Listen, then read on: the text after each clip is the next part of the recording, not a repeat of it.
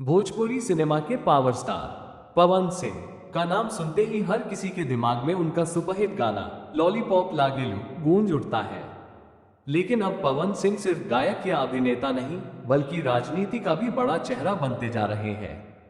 Career और लोकप्रिय पवन सिंह ने अपने करियर की शुरुआत एक गायक के रूप में की थी। उनका गाना लॉलीपॉप लागेलू सिर्फ बिहार यूपी ही नहीं बल्कि पूरी दुनिया में लोकप्रिय हुआ। इसी गाने ने उन्हें रातों रात सुपरस्टार बना दिया। इसके बाद उन्होंने भोजपुरी फिल्मों में एक्शन हीरो से लेकर रोमांटिक किरदारों तक सभी तरह के रोल निभाए और अपनी अलग पहचान बनाए। राजनीति में प्रवेश, लेकिन अब कहानी बदल चुकी है।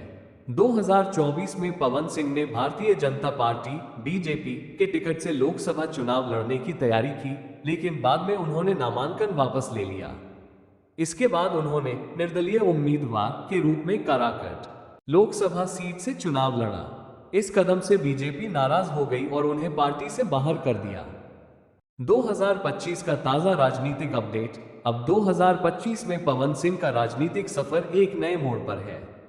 हाल ही में उन्होंने दिल्ली में बीजेपी के बड़े नेताओं अमित शाह और जेपी नड्डा से मुलाकात की।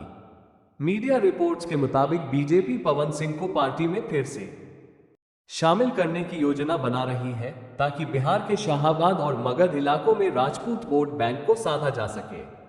पवन सिंह ने भी बयान दिया कि मैं कभी बीजेपी से दूर नहीं हुआ। उन्होंने एनडीए के नेता उपेंद्र कुशवाहा से भी मुलाकात की है ताकि पुराने मतभेद खत्म किए जा सके। अब देखते हैं कि कहां से और किस सीट से चुनाव लड़ेंगे। चुनौतियां और सवाल। अब सबसे बड़ा सवाल यह है कि क्या पवन सिंह राजनीति में सचमुच मजबूत नेता बन पाएंगे। विरोधी कहते हैं कि पवन सिंह एक सुपरस्टार तो है, लेकिन राजनीति का अनुभव उनके पास कम है। फिर भी बीजेपी के लिए वो एक बड़ा चेहरा है, क्योंकि जनता उनकी फिल्में और गाने पसंद करती है और उनकी लोकप्रियता वोटों में भी बदल सकती है।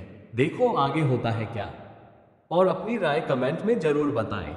दोस्तों, पवन सिंह की इस नई राजनीतिक यात्रा पर आपकी क्या राय है?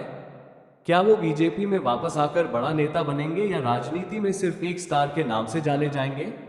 अपना जवाब कमेंट में जरूर लिखें और सब्सक्राइब कर ले अगली वीडियो के लिए।